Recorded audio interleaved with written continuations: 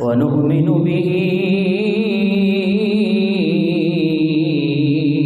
ونتوكل عليه ونعوذ بالله من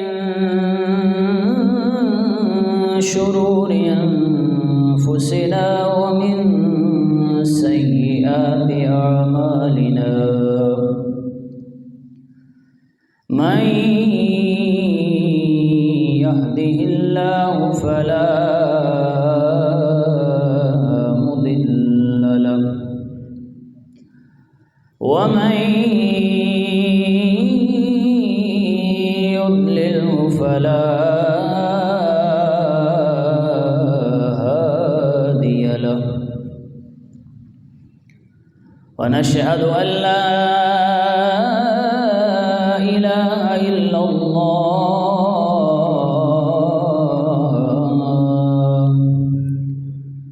ونشهد أن سيدنا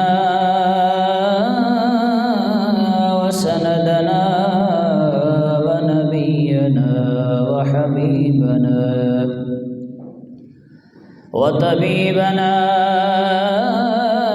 وطبيب قلوبنا وشفيعنا ومولانا محمدا عبده ورسوله أما بعد فأعوذ بالله من الشيطان الرجيم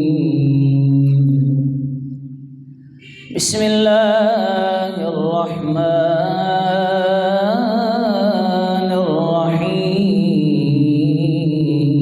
الرحيم والعصر إن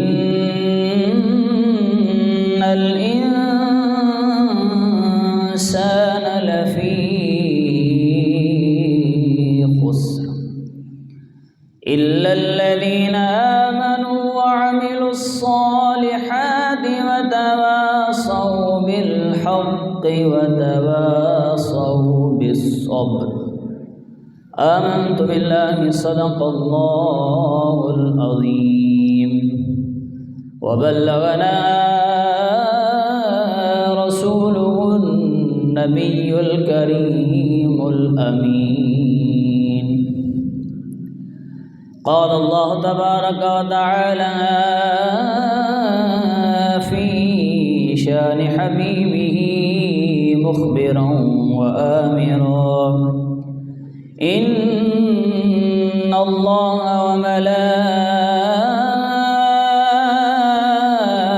وملائكته يصلون على النبي يا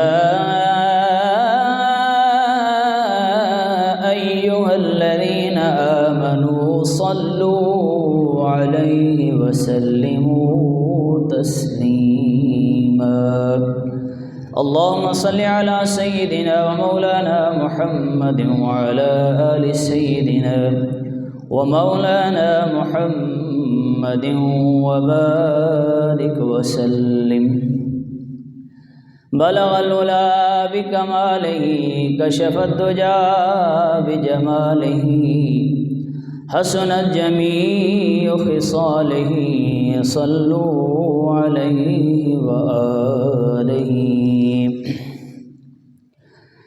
تھی جس کے مقدر میں گدائی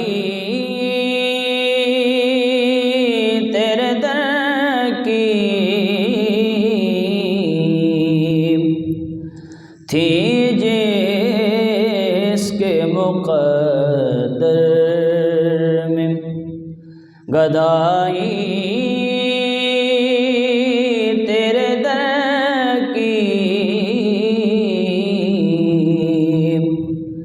قدرت نے اسے راہ دکھائی تیرے در کی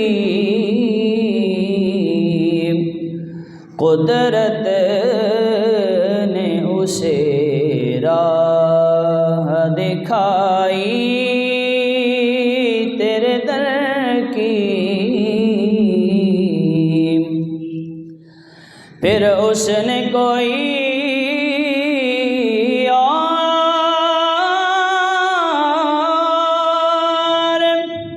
تصور نہیں باندھا، پھر اس نے کوئی اور تصور نہیں باندھا۔ ہم نے جسے تصویر دکھائی تیرے در کی، ہم نے جسے تصویر دکھائی تیرے در کی، رویا ہوں میں اس شخص کے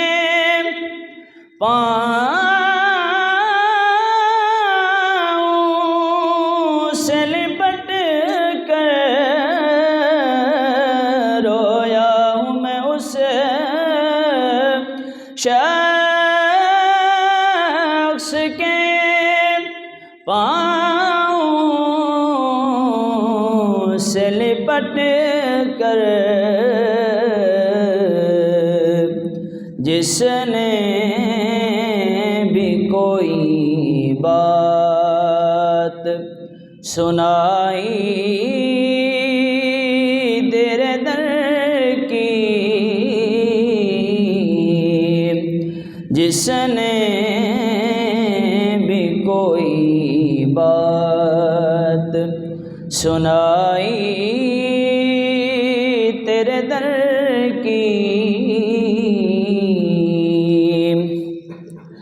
آیا ہے نصیر آج تمنا یہی لے کے، آیا ہے نصیر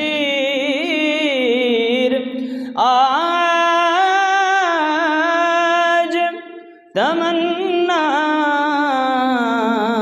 یہی لے کے، پلکوں سے کیے جائے صفائی تیرے در کی، پلکوں سے کیے جائے صفائی تیرے در کی، تھی جس کے مقدر میں گدائی تیرے در کی۔ معزز سامعین کرام،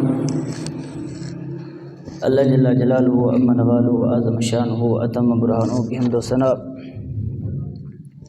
نبی مکرم شفیع معظم مالک کوثر محبوب دلبر محبوب بے مثال آمنہ کے لال احمد مجتبیٰ خاتم الانبیاء محمد مصطفیٰ صلی اللہ علیہ وآلہ وسلم کی بارگاہ کے اندر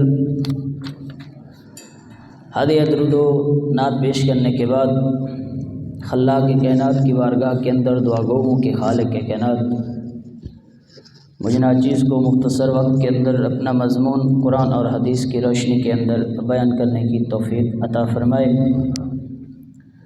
ہم سب کو سن کر سمجھ کر اس پر عمل کرنے کی توفیق عطا فرمائے۔ ایک مشہور و معروف سورہ آپ کے سامنے تلاوت کرنے کا شرف حاصل کیا، سورۃ العصر 30 پارے کے اندر ہے، تقریباً ہر مومن کو یاد بھی ہے۔ مکی صورت ہے۔ اللہ رب العزت نے جو قرآن مجید نازل فرمایا اس ہر آیت کی اپنی ایک حکمت ہے، لیکن اس صورت کے بارے میں امام شافعی رحمۃ اللہ علیہ فرمایا کرتے تھے کہ اگر مسلمان صرف اس صورت کے مفاہیم کو سمجھ لے تو اسے دین اور دنیا کے تمام معاملات میں یہ چھوٹی سی صورت اسے کافی ہے۔ 3 چھوٹی آیات پر مشتمل یہ آیت ہے، یہ صورت ہے، لیکن اس کے اندر مفاہیم اتنے وسیع ہیں کہ اگر انسان صرف اس ایک صورت کو سمجھ لے، قرآن سارا ہدایت کے لیے ہے۔ قرآن اللہ رب العزت نے جو 30 پارے نازل فرمائے اس کی ہر آیت کو پڑھیں تو انسان کو اللہ کی طرف راستہ نظر آتا ہے، انسان ہدایت کے راستے پر چل پڑتا ہے۔ لیکن اگر صرف اسی صورت کو ہی پڑھ لیا جائے، اسی صورت کے مفاہیم، مطالب، معانی کو سمجھ لیا جائے تو وہ انسان کے لیے کافی ہے۔ اللہ رب العزت ارشاد فرماتا ہے والعصر، قسم ہے زمانے کی۔ اب اس زمانے کے حوالے سے یہ زمانہ کون سا زمانہ مراد ہے، اس عصر سے مراد کیا ہے، اس کے متعدد معنی بیان ہوئے۔ پہلا معنی مراد ہوا کہ اس سے مراد وقت عصر ہے، صلاۃ العصر کا جو وقت ہوتا ہے وہ اللہ رب العزت کو بڑا پسندیدہ ہے۔ صحیح بخاری کے اندر روایت آتی ہے کہ محبوب علیہ السلام ارشاد فرماتے ہیں کہ اللہ رب العزت کے جو فرشتے ہیں وہ رات کے فرشتے جو ہیں اور دن کے فرشتے یہ باری باری آتے ہیں۔ دن کے فرشتے آتے ہیں علیحدہ، رات کے فرشتے علیحدہ آتے ہیں، ان کی ڈیوٹی لگی ہوئی ہے علیحدہ علیحدہ۔ تو وہ فرماتے ہیں کہ وہ فجر کی نماز اور عصر کی نماز میں جمع ہوتے ہیں۔ وہ جو فرشتے ہیں، جو دن کے فرشتے آتے ہیں یا رات کے فرشتے، وہ فجر اور عصر کی نماز میں جمع ہوتے ہیں۔ پھر جو تمہارے پاس فرشتے رات آئے تھے وہ اوپر چلے جاتے ہیں، ان کا رب ان سے سوال کرتا ہے۔ کیا کرتا ہے؟ حالانکہ اللہ رب العزت بہتر جانتا ہے، لیکن اللہ رب العزت سوال کرتا ہے کہ میرے بندے کیا کر رہے تھے؟ تو جو صبح کی نماز ادا کرتے ہیں اور عصر کی نماز ادا کرتے ہیں، جب اس باری والے فرشتے اللہ کے پاس جاتے ہیں تو اللہ رب العزت ان سے سوال کرتا ہے کہ میرے بندے کیا کر رہے تھے؟ تو وہ عرض کرتے ہیں مولا ہم انہیں اس حال میں چھوڑ کر آئے ہیں کہ وہ تیری بارگاہ میں نماز ادا کر رہے تھے۔ اور وہ فرشتے عرض کرتے ہیں مولا صرف یہی نہیں، جب ہم گئے تھے فجر کا وقت تھا، لوگ غفلت میں سوئے پڑے تھے، لیکن وہ صبح کے وقت اٹھ کر تیری بارگاہ کے اندر نماز ادا کر رہا تھا۔ تو یہ وقت عصر جو ہے، یہ فجر، یہ اللہ کو بڑا پسندیدہ وقت ہے۔ وہ انسان کتنا خوش بخت ہوگا کہ جس کی حاضری اللہ کی بارگاہ میں، جس کے فرشتے نامہ اعمال اللہ کی بارگاہ میں اس لیے پیش کر رہے ہیں، اس انداز میں پیش کر رہے ہیں کہ مولا جب تو نے ہمیں بھیجا تھا اس وقت بھی وہ سجدے کے اندر تھے، جب ہم اسے چھوڑ کے آئے ہیں اس وقت بھی وہ سجدے کے اندر تھے۔ تو شاہ فرمائے قسم ہے اس زمانے کی، عصر کی۔ اور پیارے محبوب علیہ السلام نے نماز عصر کی بڑی فضیلت بیان بھی فرمائی اور ساتھ میں اس کی وعید بھی بیان فرمائی۔ یہ بھی صحیح بخاری کے اندر روایت ہے۔ پیارے محبوب علیہ السلام نے نماز عصر کی یہ اہمیت کیوں بیان فرمائی وہ بعد میں عرض کرتا ہوں۔ محبوب علیہ السلام نے ارشاد فرمایا کہ جس کی نماز عصر قضا ہو گئی، جس نے نماز عصر کو چھوڑ دیا، وہ ایسا سمجھے کہ اس کا سارا مال ضائع ہو گیا۔ یعنی ان دونوں نقصانات کا اگر کمپیریزن کریں، موازنہ کریں، ایک طرف انسان کی ساری زندگی کا مال ہو، وہ ساری زندگی مال جمع کرتا رہا، لیکن کوئی ایسا حادثہ پیش آیا کہ سارا مال ضائع ہو گیا، تو وہ نقصان کم ہے، یہ نقصان زیادہ ہے کہ وہ جان بوجھ کے نماز عصر کو قضا کر دے۔ یہ پیارے محبوب علیہ السلام ہمیں سمجھا رہے ہیں کہ یہ دنیا کا مال ساری زندگی کا اگر وہ ضائع ہو جائے تو وہ نقصان کم ہے، لیکن ایک عصر کی نماز کو قضا کرنا یہ زیادہ نقصان ہے۔ اور جس کی روز قضا ہو جائے اور جس نے ساری زندگی قضا کی ہو، اس کے لیے تو پھر کیا وہ اپنے نقصان کا اندازہ کیسے لگا سکتا ہے؟ تو اللہ رب العزت نے ارشاد فرمایا قسم ہے زمانے کی۔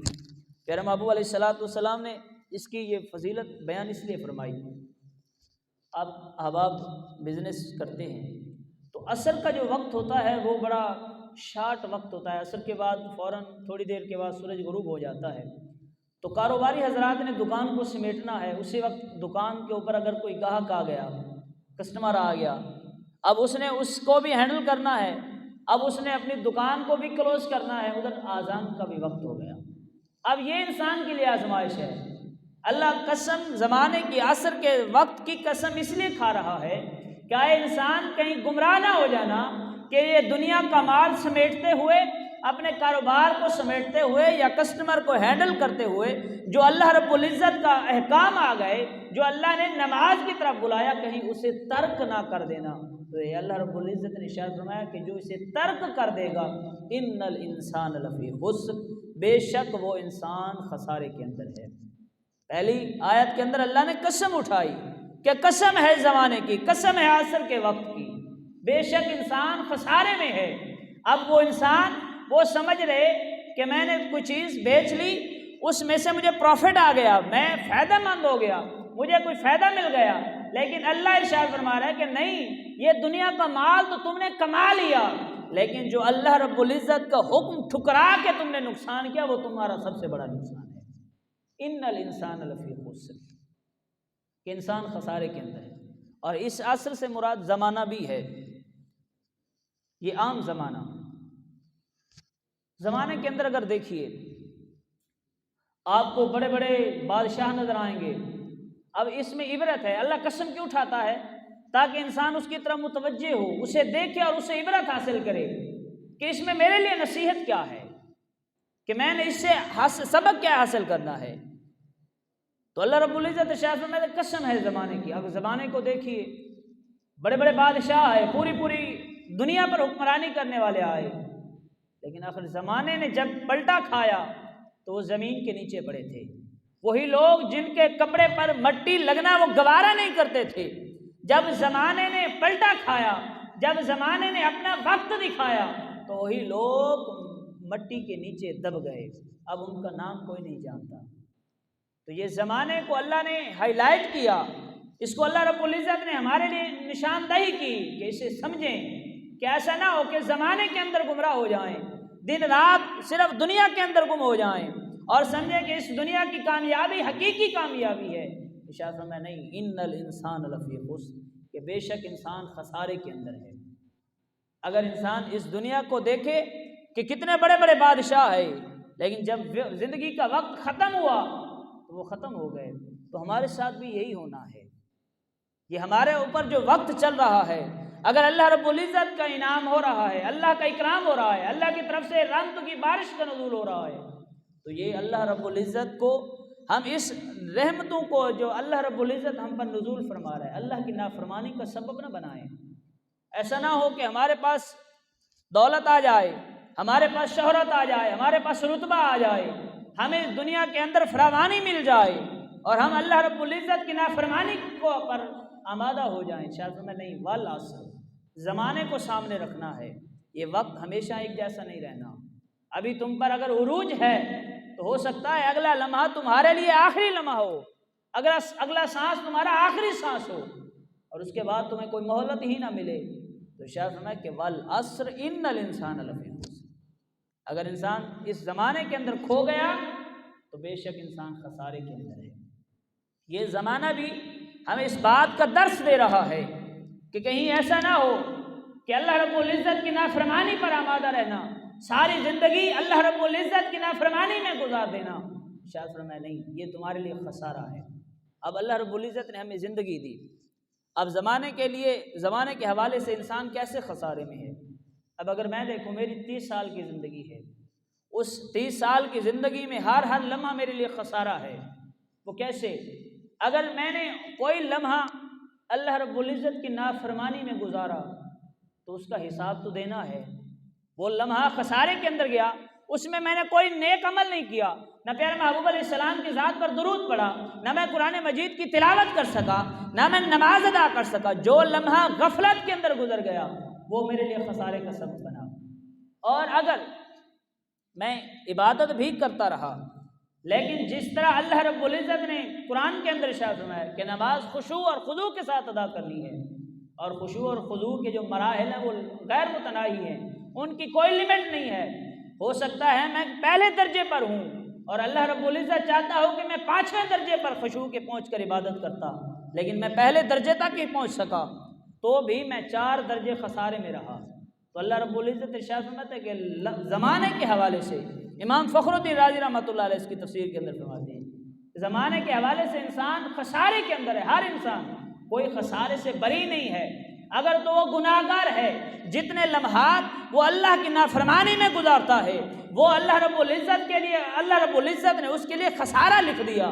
اگر کوئی عبادت گزار بھی ہے، وہ عبادت بھی کرتا ہے، لیکن وہ اس مقام کو نہیں پہنچ سکتا، تو وہ جو لمحہ آخر کے اندر جب اس کے نامہ اعمال کھلیں گے وہ کہے گا کہ کاش اس لمحے کے اندر جو میں نے اللہ کی غفلت کے اندر گزارے، اللہ کی نافرمانی کے اندر گزارے، کاش میں اللہ رب العزت کی فرمانبرداری کے اندر گزار لیتا۔ ارشاد فرمایا ان الانسان لفی خسر۔ اور چوتھا معنی اس عصر کا پیارے محبوب علیہ السلام کا زمانہ ہے۔ اب اللہ رب العزت نے قرآن مجید فرقان حمید کے اندر سورۃ البلد کے اندر ارشاد فرمایا لا اقسم بهذا البلد وانت حل بهذا البلد۔ اے محبوب علیہ السلام مجھے قسم ہے اس شہر کی۔ اب یہ اس زمانے سے مراد خصوصاً مصطفیٰ کا زمانہ کیسے مراد ہے؟ اللہ رب العزت ارشاد فرمایا کہ اے محبوب علیہ السلام اس شہر کی قسم ہے۔ اب اللہ رب العزت نے اس قسم سے مراد مکہ مکرمہ لیا۔ اب ہو سکتا ہے کہ کسی کے ذہن کے اندر یہ خیال آتا کہ اللہ نے اس زمانے کی اس شہر کی قسم اس لیے اٹھائی کہ اس میں اللہ رب العزت کا گھر بیت اللہ ہے تو اسی لیے اللہ نے قسم اٹھائی۔ ہو سکتا ہے کسی کے ذہن میں خیال آتا کہ اس میں حضرت ابراہیم علیہ السلام کے قدم لگے ہوئے ہیں تو اسی لیے اللہ رب العزت نے قسم اٹھائی۔ ہو سکتا ہے کسی کے ذہن میں آتا صفا مروہ ہے تو اسی لیے اللہ رب العزت نے قسم اٹھائی۔ ارشاد فرمایا نہیں وَأَنْتَ حِلٌّ بِهَذَا الْبَلَدِ، اے محبوب مجھے اس شہر کی قسم ہے کیونکہ اس میں آپ کے قدم پڑے ہیں۔ ہم نے اس شہر کی قسم اٹھائی ہے کیونکہ آپ اس میں جنے ہیں۔ تو محبوب علیہ السلام جس شہر میں جلوہ گر ہوتے ہیں اللہ رب العزت اس کو مقام افضلیت عطا فرما دیتا ہے۔ اب اس مسئلے میں بھی علماء کا اختلاف ہوا کہ مکہ افضل ہے یا مدینہ افضل ہے، مکہ افضل ہے یا مدینہ افضل ہے۔ کچھ علماء نے دلائل دیے کہ مکہ بڑا افضل ہے، ان کے دلائل میں بڑا وزن ہے، لیکن وہ دلائل کا وقت نہیں ہے۔ کسی نے دلیل دی کہ مدینہ افضل ہے، ان میں بھی بڑا وزن ہے، لیکن ایک درمیانی راہ نکلی۔ شیخ محقق الاطلاق محدث دہلوی رحمۃ اللہ علیہ لکھتے ہیں کہ پیارے محبوب علیہ السلام کی وجہ سے جب اللہ رب العزت نے مصطفیٰ کو مکہ کے اندر مبعوث فرمایا تو اللہ رب العزت نے مکہ کو افضل بنا دیا۔ جب مصطفیٰ کریم صلی اللہ علیہ وسلم ہجرت کر کے مدینہ تشریف لے گئے، مصطفیٰ کی وجہ سے اللہ نے مدینہ کو افضل قرار دے دیا۔ جب مصطفیٰ مدینہ کے اندر تشریف لائے تو اللہ رب العزت نے مدینہ کو افضل بنا دیا۔ ایک بزرگ سے کسی نے پوچھا، ان کے مرید نے، کیا شیخ مکہ افضل ہے یا مدینہ افضل ہے؟ جنت افضل ہے یا مدینہ افضل ہے؟ تو وہ بزرگ فرماتے ہیں کہ مدینہ افضل ہے۔ تو وہ جو سائل تھا اس نے سوال کیا کہ ہم پھر جنت کا سوال کیوں کرتے ہیں، دعا میں اللہ سے جنت کیوں مانگتے ہیں؟ جب مدینہ افضل ہے تو ہم پھر مدینے چلے جائیں، تو ہم جنت کا سوال کیوں کرتے ہیں؟ تو ان بزرگ نے بڑا خوبصورت جواب دیا کہ ہم مدینہ کو افضل اسی لیے کہتے ہیں کہ ابھی مصطفیٰ کریم صلی اللہ علیہ وسلم مدینہ کے اندر جلوہ افروز ہیں۔ جب قیامت کا دن ہوگا اور مصطفیٰ کریم صلی اللہ علیہ وسلم اس مدینہ سے اٹھ کر جنت کے اندر تشریف لائیں گے، اللہ سب سے افضل جنت کو بنا دے گا۔ تو یہاں پر مدینہ میں جانے کی خواہش اس لیے ہے کہ وہاں پر مصطفیٰ جلوہ گر ہیں، اور جنت میں بھی جانے کی خواہش اس لیے وہاں بھی مصطفیٰ جلوہ گر ہوں گے۔ تو اللہ رب العزت نے جیسے مصطفیٰ کے زمانے کی، مصطفیٰ کے شہر کی قسم اٹھائی، اسی طرح اللہ رب العزت نے مصطفیٰ کی عمر کی قسم اٹھائی لعمرک، اور اسی طرح اللہ رب العزت نے یہاں پر مصطفیٰ کے زمانے کی قسم اٹھائی۔ اب محبوب علیہ السلام کا زمانہ اس کی ہر گھڑی کل کائنات کے زمانوں سے افضل ہے۔ محبوب علیہ السلام ارشاد فرماتے ہیں کہ 3 زمانے افضل ہیں، کل کائنات کے جتنے زمانے گزرے سب سے افضل زمانہ وہ مصطفیٰ کی ذات کا ہے، جہاں پر مصطفیٰ کریم جلوہ گر ہیں۔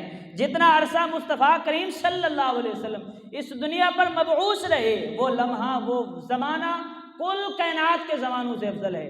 حضرت آدم علیہ السلام سے لے کر قیامت تک جتنے زمانے گزریں گے، اللہ نے سب سے افضل زمانہ اس کو بنایا جس میں مصطفیٰ جلوہ گر ہوئے۔ اور ارشاد فرمایا کہ پھر اس کے بعد صحابہ کا، پھر تابعین، تبع تابعین، یہ 3 زمانے مصطفیٰ کریم نے ارشاد فرمایا یہ سب سے افضل ہیں۔ پھر جوں جوں دور مصطفیٰ سے دور ہوتا گیا اس کی افضلیت کم ہوتی گئی۔ ایک بزرگ کے بارے میں روایت ملتی ہے کہ وہ تندور کے اوپر روٹیاں لگاتے تھے۔ جب وہ روٹیاں لگاتے تھے تو وہ جو باسی روٹی ہوتی وہ 2 روپے کی بیچتے، اور جو تازی روٹی ہوتی وہ 1 روپے کی دیتے۔ اب تازی روٹی ہے، کسی نے سوال کیا کہ عجیب تمہارا ریٹ ہے، جو 1 دن پہلے کی روٹی ہے اسے تم 2 روپے کی بیچ رہے ہو، اور جو تازی ہے اسے 1 روپے کی، حالانکہ جو کل کی روٹی ہے اسے تو آدھے روپے میں بیچو، لیکن تمہارا ریٹ بڑا عجیب ہے۔ تو وہ کہتے ہیں کہ لینی ہے تو لو، ریٹ تو ہمارا یہی ہے۔ چلے وہ کہتے ہیں ہمیں اس کی حکمت تو بتائیں، اس کی وجہ کیا ہے؟ یہ بڑا عجیب تمہارا منصوبہ ہے کہ جو کل کی روٹی ہے وہ 2 روپے میں دے رہے ہو اور آج کی روٹی 1 روپے میں دے رہے ہو۔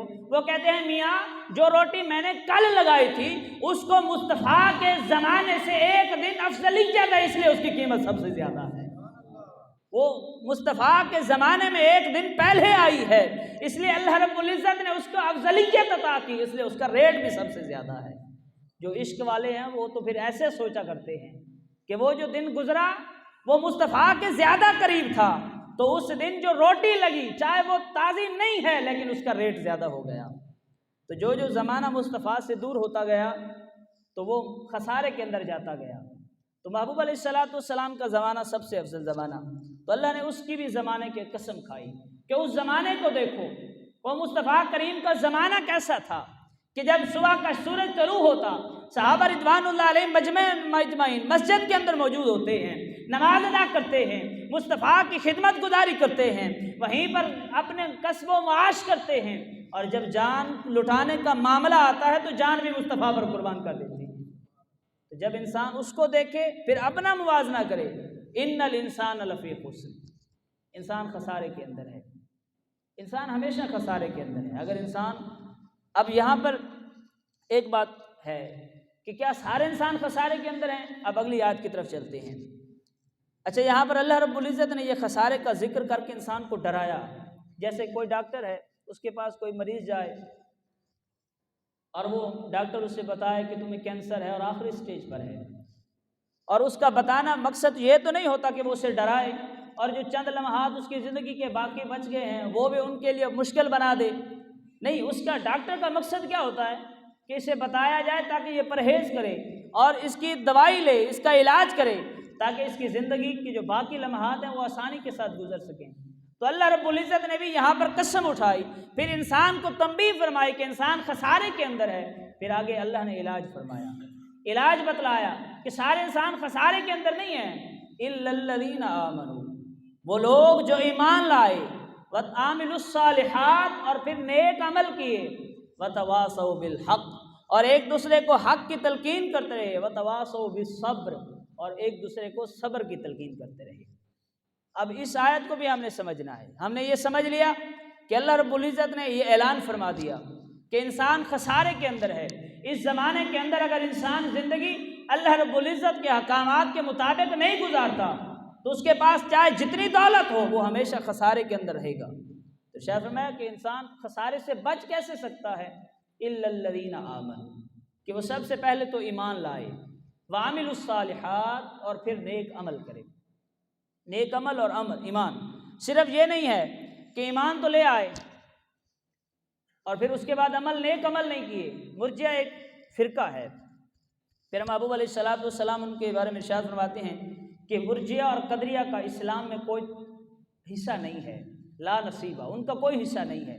مرجئہ ایک فرقہ ہے جن کا عقیدہ یہ ہے کہ جب انسان کلمہ پڑھ لیتا ہے تو اس کے بعد گناہ اس سے کوئی نقصان نہیں پہنچاتا، اسے گناہ پر کوئی گرفت نہیں ہے، اس پر گناہ کی کوئی گرفت نہیں ہوگی، حالانکہ مسلمان کے لیے تو یہ نہیں ہے۔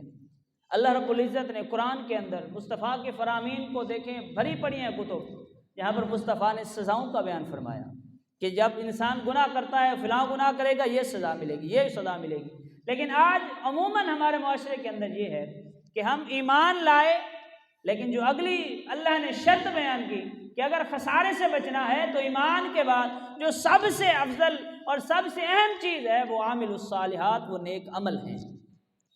ہم ایمان لائے، اللہ رب العزت کا کرم ہوا، لیکن وہ عامل الصالحات جو اللہ نے اگلا جو جملہ ارشاد فرمایا ہم نے اس کو چھوڑ دیا۔ اور اس سے آگے تو پھر اور چیز ہے، وتواصوا بالحق، ایک دوسرے کو صبر اور حق کی تلقین کرنا، نیکی کا حکم دینا، وہ تو پھر ایک اور بات ہے، وہ بھی ابھی آپ کے سامنے عرض کرتا ہوں۔ تو محبوب علیہ الصلوۃ والسلام اور اللہ رب العزت، آپ قرآن کو پڑھ لیں یا مصطفیٰ کے فرامین کو پڑھ لیں، ہمیشہ اللہ رب العزت نے قرآن میں ایمان کے ساتھ نیک عمل کا تذکرہ کیا۔